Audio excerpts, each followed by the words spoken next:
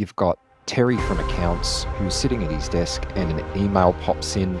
You click on the link and then just a blank screen pops up. When you've got these large multinational corporations that can throw buckets of money at their cybersecurity and they still get hacked, it's no wonder the Australian small business is such a soft target.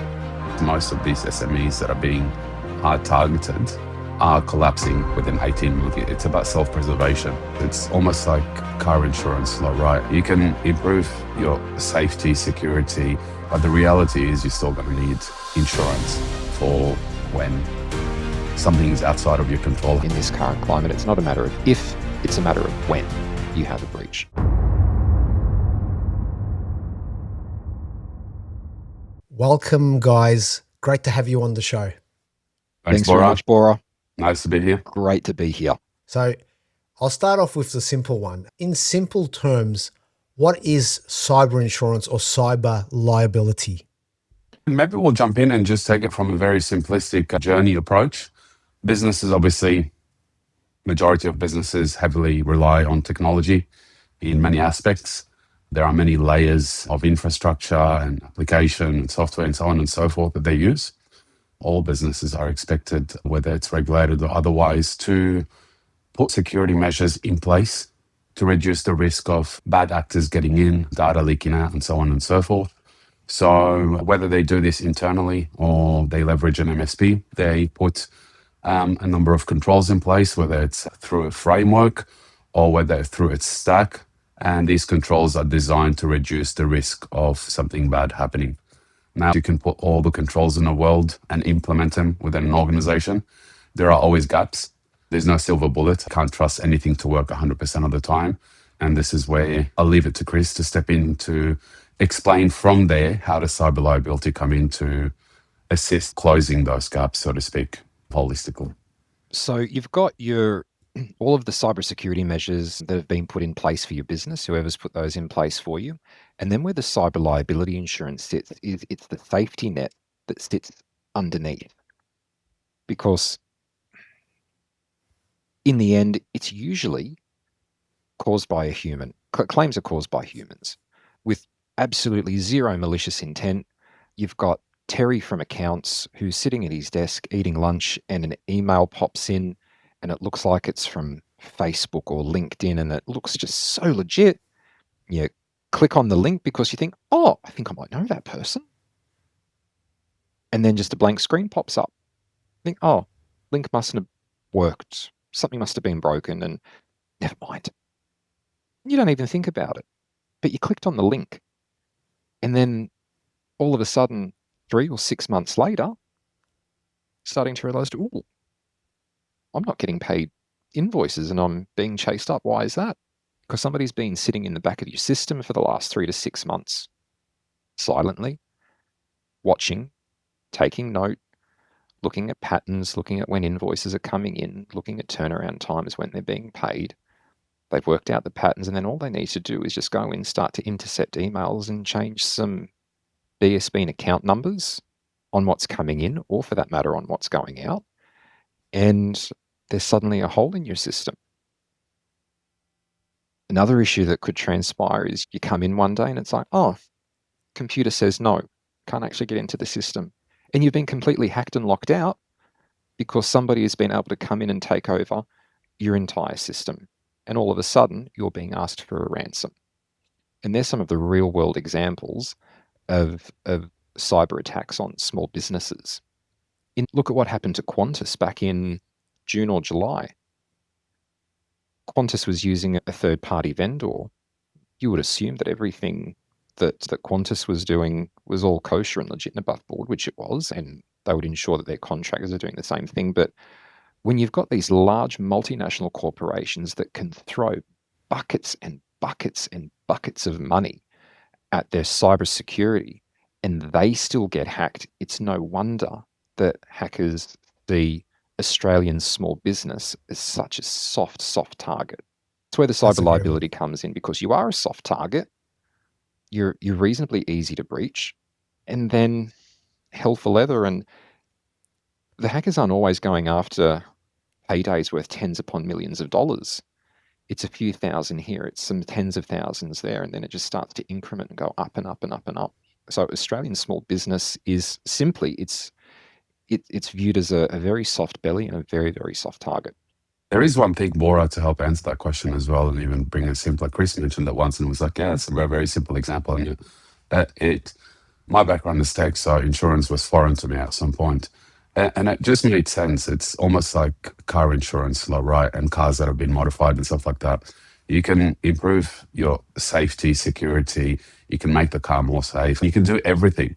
But the reality is you're still going to need insurance for when something's outside of your control happens, or it's a simple, slip of the mind, you fall asleep at the wheel, or whatever it be. When you're driving through the green light and an uninsured driver runs a red and all of a sudden you're T-boned. Not your fault. You've done everything that you could possibly do to be safe and sound, but something happened outside of your control. Kangaroo jumps out in front of the car. Are you going to go and claim against the kangaroo's family? And this is where it's important for people to see cyber liability as a cyber liability insurance is just like having mods on a car. Every business has a different risk profile, risk appetite, and so on and so forth.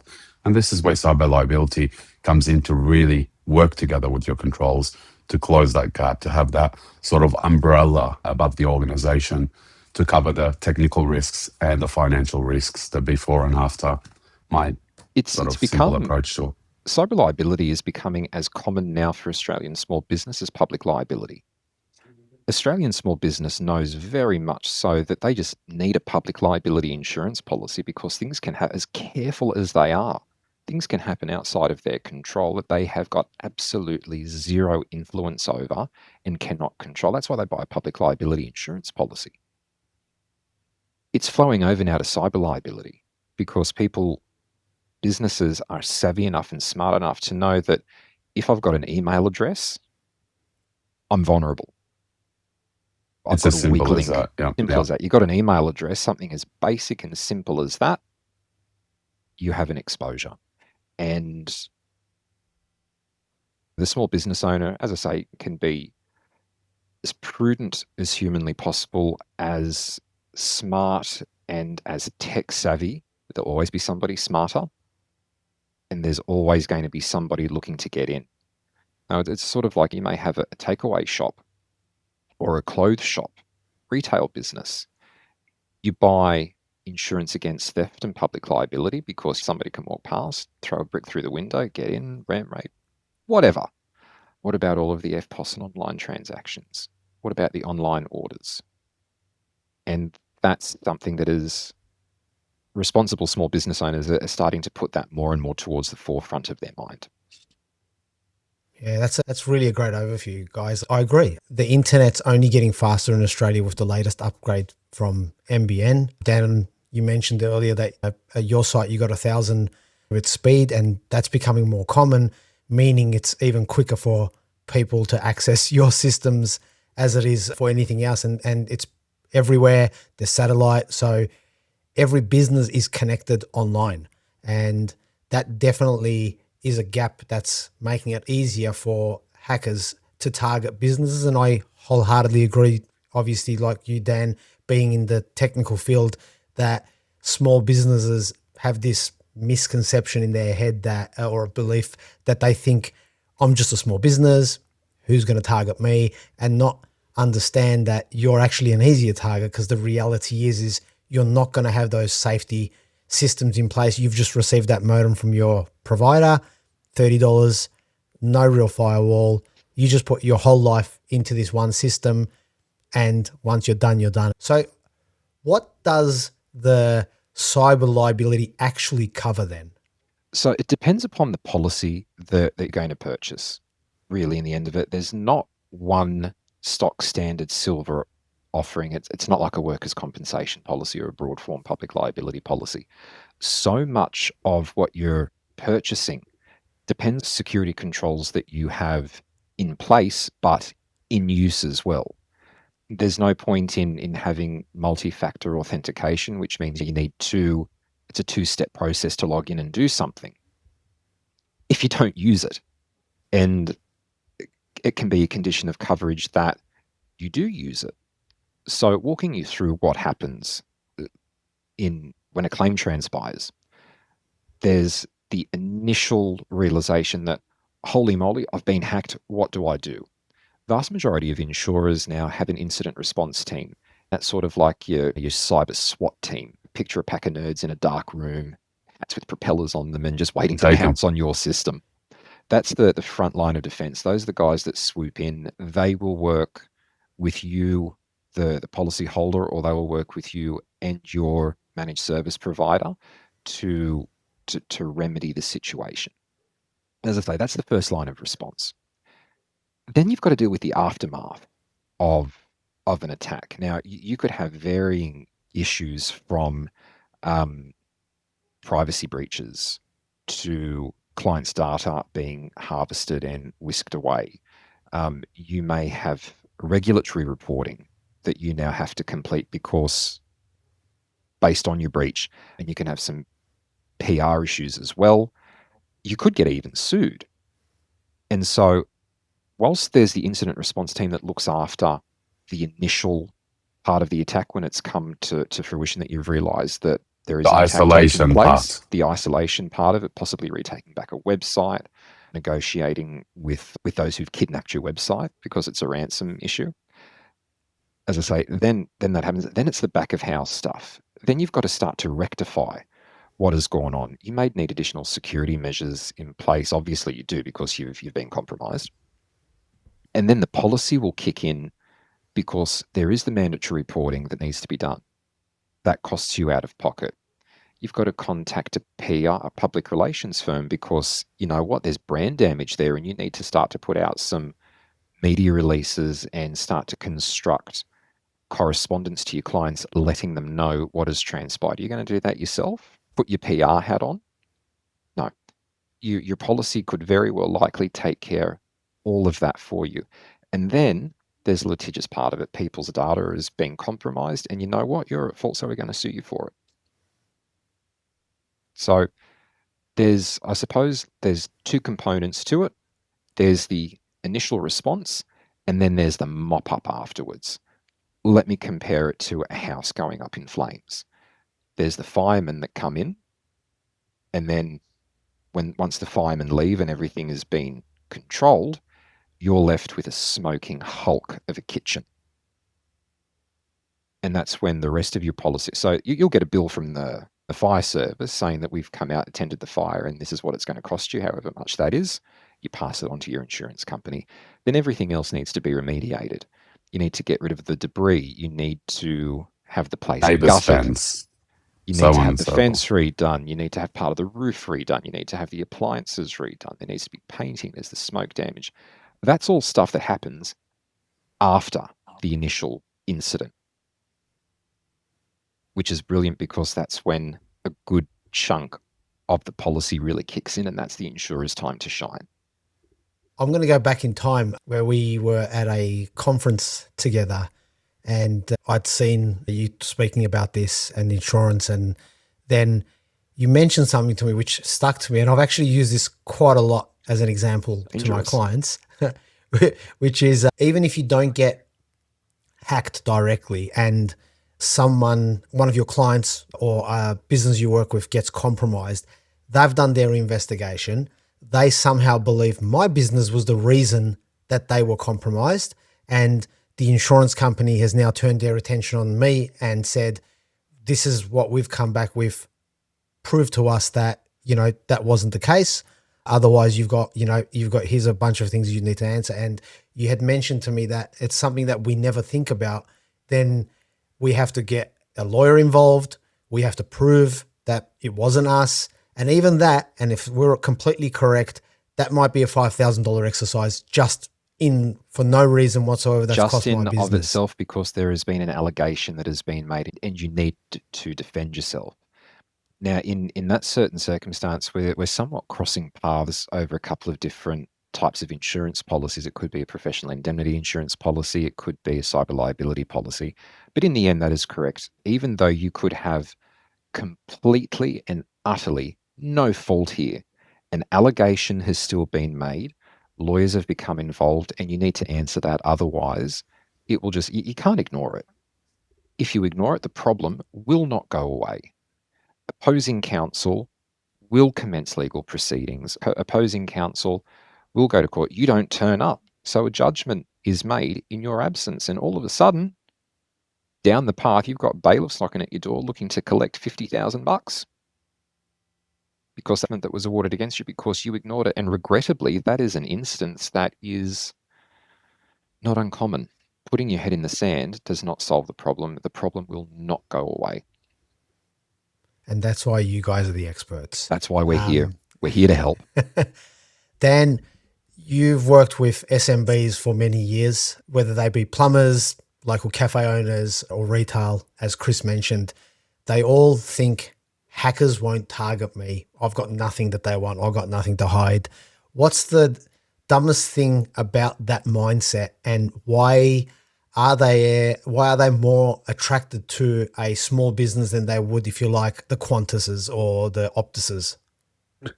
I think there's a couple of misconceptions here. One is we expect a superpower or a power behind these organizations to be acting for our best interest, so to speak. So we go and get internet with Telstra, NBN, or whatever it is, and we think there's at least a minimum level of security in place. We get this, as you mentioned before, this modem from Telstra or whatever it be, and we assume the firewalls are up to standard. We assume things are turned on.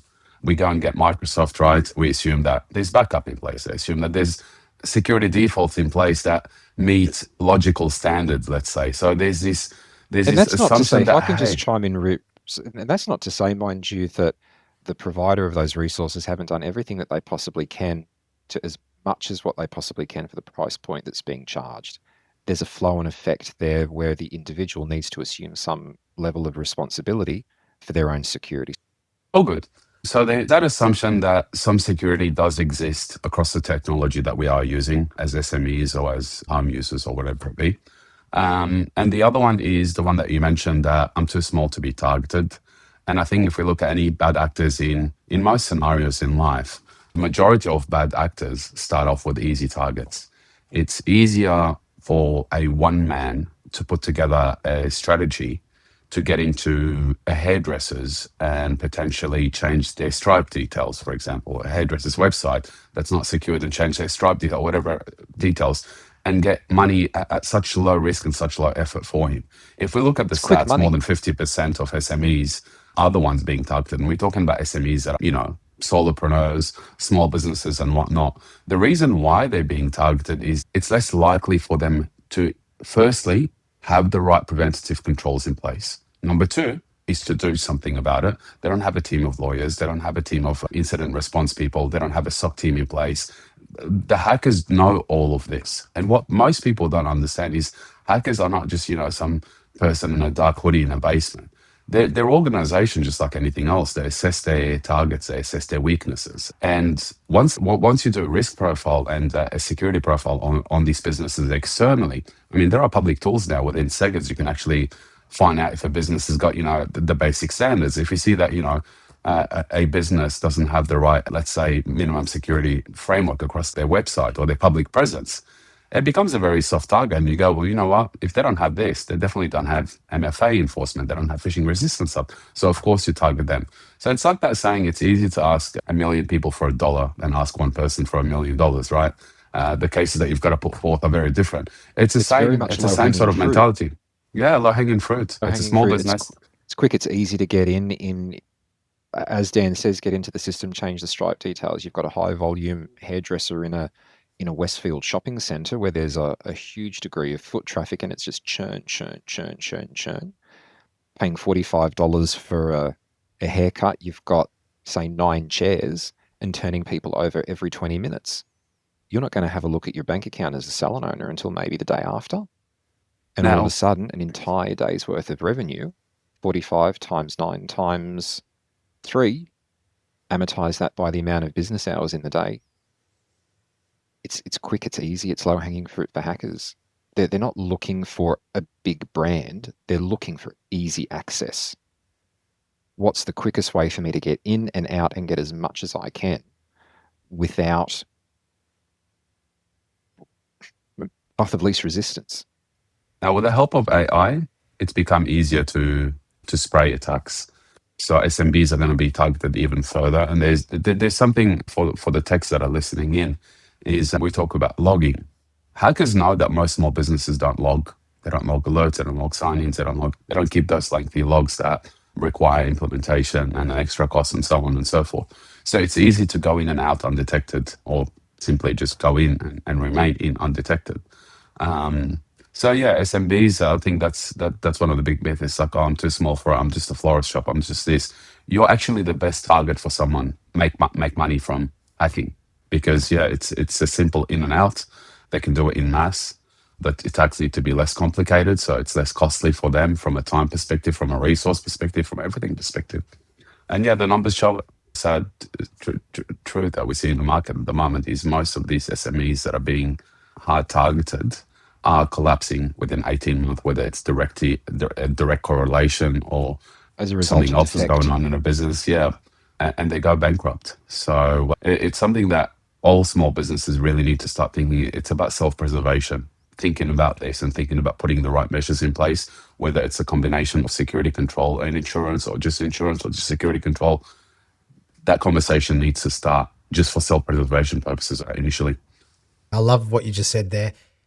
It's easier to ask 1 million people for $1 than it is to ask one person for $1 million. And that's the reoccurring theme that I hear with all my guests. A hacker would rather make 50 cents off, 300 people today than try to spend a month making $1 million off some big target like Qantas. So I guess the segue from here is that you guys have a very unique perspective when it comes to how you've actually set your model up, where you actually work with an existing IT provider or MSP. I guess that feels like you're trying to bridge the gap between IT geeks and the insurance suits. Sorry, Chris. What was that moment that made you guys realize that the traditional way of selling cyber insurance was broken for small businesses? We've been friends for about a decade, and Chris was, at the time I was running an MSP, Chris was a client of ours. So we did his cybersecurity assessment. He ran an insurance company as well. So obviously he was quite regulated. He had to get a risk profile in place and implement the right remedy plans and so on and so forth, which he did. And we were continuously talking about the disconnect between the two industries, and being friends, we had ample time to actually talk about it from the insurance perspective and talk about it from a tech perspective. And I'll let Chris carry on from here. You know what? This is what happens when two best mates get together, the insurance nerd and the tech head. And we've got no hidden agenda with each other. We've got each other's back. And we support each other in each other's deficiency. I make no qualms about it. But I used to be so tech illiterate. And Dan propped me up with that. And then Dan didn't really know anything about insurance. And I propped him up with that. If we speak each other's language, we can use various expellatives without remorse or concern. We were able to bridge the language gap and barrier. It just clicked with each other's heads and with each other's language. It's like this tech talk equals this insurance talk. And these controls equate to these underwriting guidelines. And all of a sudden, we meshed. Came to us, and it was actually Dan that said, why don't we do this? You know what? Not a terrible idea. And now you have us. Something worth mentioning about that, we've done that for quite some time and we still do that. And I think this is what sort of gives us a little bit of an edge, is we are continuously advocating. So whilst I am in insurance, I'm continuously advocating for the deficiencies of the insurance industry. And he's doing the opposite for the tech industry.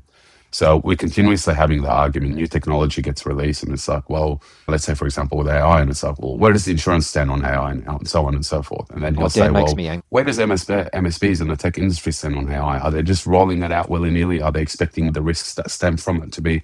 So we're continuously having this adversarial, but obviously healthy debates to continue bridging the two together, which having been more than a decade in the tech industry, I hated speaking to insurance people because it was like, you talk about risk profile, and to them it's like, well, fill this form, and it's like photocopying this just doesn't apply to policies. me. Doesn't apply to me. Yeah. It's like, talk about your 3-2-1 backups. Like, what the hell are you talking about? So for certain instances. So yeah, this is sort of what puts us at the edge is we still have the both mentalities. We think for the MSP because we want their clients to be, so we think about their clients. How can we ensure their clients are best protected? How can we equip the MSPs to ensure that their clients are best protected? And what expectations do we have from them? And we articulate that really. If we see in a risk profile that backup might be a healthy measures, we might recommend that, or bridge that in a conversation, or so on and so forth. So it's a proactive approach to not just, hey, put a policy in place and hope for the best. It's about really understanding the security framework that's in place, the risk profile, the risk appetite, and then providing recommendations based on that. To further articulate what Dan has just said, and something that we probably didn't make terribly clear, our business model is we integrate and we advocate for a tripartite relationship. So there's us, there's the end policy holder, but we want to be in the relationship as well with the end policy holder's IT provider or MSP or MSSP or whatever, because so oftentimes the information that is coming through from the policy holder can be tainted.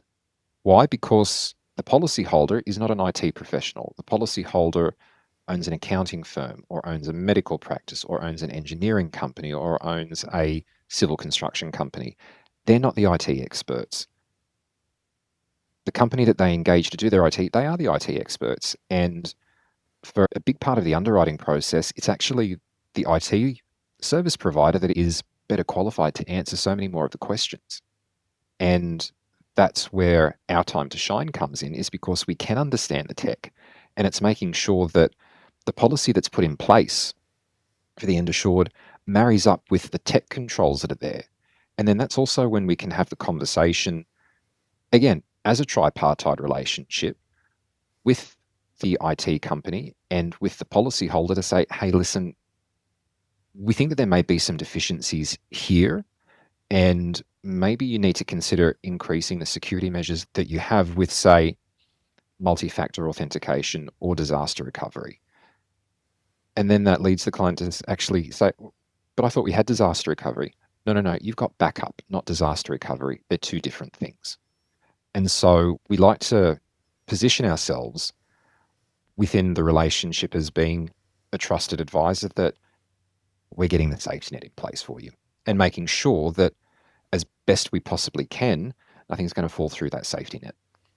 There's a good nuance between backup and disaster recovery. You don't need to have disaster recovery to have cyber liability insurance, but you need to be aware whether you do have disaster recovery or not.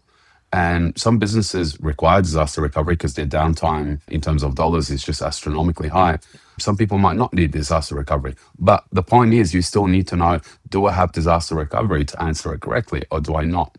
And you'd be surprised at how many of these conversations we have around backup and disaster recovery, where one of the biggest assumptions is because they use Microsoft 365, they assume their data is backed up because they can revert back or whatever it be that people use as terminology.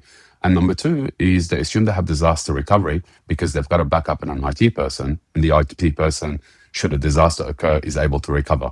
So it's like a literal translation of the words, but effectively it doesn't meet the criteria of disaster recovery. You know what I mean? You don't have a return to business indicator even. That's one of the easiest one, where we say, if you don't have a return to business indicator, you probably don't have disaster recovery. So don't answer yes. The flow and effect of that then is, let's just say you haven't involved your tech company and you provide us with a declaration and you've ticked that, yes, you have disaster recovery. You've made a material misdisclosure. May not have been intentional, and it's likely not intentional, but it is still a material misdisclosure. And that means that could jeopardize the ability of a claim being paid out when it does eventually come time, when it is your turn to have a claim. Because let's face it, in this current climate, it's not a matter of if, it's a matter of when you have a breach. Exactly what I was going to say, really, is that having the gap between technology experts and the clients means, in simple terms, your policies, say, here are the things that we would like you to have at the minimum, meaning we know you're covered at a certain point. So you've got multi-factor, you've got your backups of your 365 or whatever other environment, your servers, you've got protection on your emails. So, you've got some form of filter, and the technology guys are the ones who are looking at that and helping their clients to either better their security. And it means that when time comes, when I should say, as you suggested, that I have to make that claim that, well, I've ticked those boxes. My IT guy has actually done the right thing. And, yes, we can help you. This is what we're going to do. This is how it's going to work. So that's a really good approach compared to the traditional model where you've got a broker who comes in, who's, let's face it, there are some great brokers out there, but there are also those who just want to tick a box because they want you insured so they can get a commission, or, they just want that sale over the line. And we've seen in many cases that that's where the client's been compromised, and all of a sudden, no, you don't have this in place. You don't have this in place. Sorry, no, you're not going to get covered. And then that mentality of that typical, or that mindset kicks in. Why am I paying for insurance when they're going to knock me back anyway? Correct. And what you guys have done is covered that gap and therefore minimize the risk, because, never say never. There's Exactly. new technology Can't say that. Can't make any concrete guarantees. But I compare it to the medical profession. So let's just say you've got a rash on your arm because you've got a bit of dry skin, or you've just got an upset tummy that's not going on. You may have some raging diarrhea that is just not clearing up. What do? I can see your face, Dan. What do? You go to your GP, and your GP is absolutely brilliant that they can prescribe some medication, a bit of steroid cream for your eczema or your psoriasis, or give you something that's just going to give your tummy a little bit of a reset. But if you've, heaven forbid, found a lump in your breast, or if you have a continued irregular heartbeat, you're going to go and see an oncologist. You're going to go and see a cardiologist, because that's all that they do day in, day out. That is their specialization. And I suppose that is where we approach the cyber liability market. If you've got a generalist insurance policy, you're a plumbing company and you need your public liability looked after, and you need your workers' compensation looked after, and you need your utes looked after, your generalist insurance broker does a fine job with that. When it comes to your cyber liability policy, because it is such a nuanced area and because there is so much tech involved with it and such a specialization with it, that's where we've plugged in. We're the cardiologist. We're the people that you come to when you do need that specialist policy and you do need that specialist advice. And this is the area that we play in. So a lot of the time people will say to us, oh, it's great that you've done our cyber liability. We've got this warehouse. Can you guys insure the warehouse as well?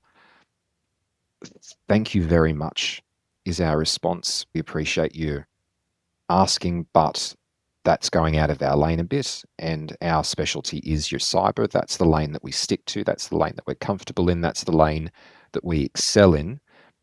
We don't want to overstep our boundaries. So we stick to the cyber. That's a great analogy. People learn best from stories, guys. You know that. Without naming any names, of course, can you share a war story with a client who got hacked in a particular memorable or dumb way, as we see every day? What happened and what were the step-by-step processes of getting them back on their feet? I guess, what did the insurance actually do for them in the real world mess? I'm going to take that one. Yeah, I was going to say let the compliance person take that one, so I don't breach privacy. Remember, you can't talk about Dan. It's so easy. So, speaking as broadly as possible about a claim scenario, which we may or may not have been involved with, not naming names. An incident transpired with a construction company. Approximately, I think it was about $7 million a month in billings. A lot of government contract work. Good, strong, sturdy organization. And there was a data breach, and they got locked out of their system for 3 weeks. 3 weeks they got locked out of their system. For pretenders had been sitting in the back of that system for a considerably long time in order to simply watch and learn habits. What happened? So this particular organization, obviously they had a managed service provider, so an IT company that looked after them. And the most important thing one of the most important things to say here is the MSP wasn't at fault here. The MSP did everything right. It was in the end traced back to an employee accidentally letting somebody in because they clicked a link. And that had been done months and months and months before. And so they weren't able to get into their system. In essence, the company more or less had to shut down for the time until their systems could be retaken. So it's 3 weeks. So think about the amount of money, the millions of dollars that they were invoicing to in essence, tools down for stop work. So divide that by 3, because there are more than 4 weeks in a month. Average is 4.333. Divide that, and that's how much business interruption cover that they needed to claim upon. So I'll say Cyber SWAT swooped in. They worked so hard and so tirelessly to remedy the breach. They were working with the MSP man hours. It was probably nearly 200 hours a day for about a week and a bit, and then it tapered off because they were starting to get there. And so they retook the systems. And then the aftermath, the cleanup was needed. Luckily, there was no data breach. There was no client data that was stolen. But what had to happen is it was seen, but not stolen. So there was some mandatory reporting. Legal counsel needed to be engaged who did the reporting. There was a little bit of PR work that needed to be done because obviously this is a reasonably well-known organization and they had to stop working. Why? Their clients wanted answers. And then, of course, there was the loss of income. And luckily, the assured had business interruption insurance. And so the insurer was actually able to pay out on the business interruption section of the policy. The client was adequately insured. Thank heavens, they had a policy limit that matched how much they needed. And that's a really, really nice end to the story. Let me give you a not so nice story. And I come back to an individual. It's a one-man band in a professional service. And they did realize that they needed some cyber liability coverage. And so this individual went to their broker. They completed the form themselves. Based upon the information that was provided, the broker provided a policy of insurance with an underwriting agency. That kicked along and ticked over for a couple of years. And then all of a sudden there's a breach. Now, this is a small to medium-sized enterprise. So they were turning, and I say professional services, so billings of about $350,000 a year. And there was a breach. And guess what? The insurer declined coverage. Why? Because the proposal form, wasn't completed accurately. The guy who filled it out didn't really know and understand what security measures he had put in place, and he overstated, innocently, I might add, but overstated the security controls that were there. Unfortunately, because the security controls were not actually in place at the time of the claim, the insurer did not pay that claim out. I'll give the parody of you buying insurance for your house. You go to an insurance company and you say, I want to insure my house. The insurance company says, great, tell us about the security that's on the house. I've got roller shutters, I've got key locks on the door, I've got CCTV, I've got a burglar alarm, I've got deadbolts, I've got triple locks on the doors, etc. You have a theft claim. Loss adjuster comes out.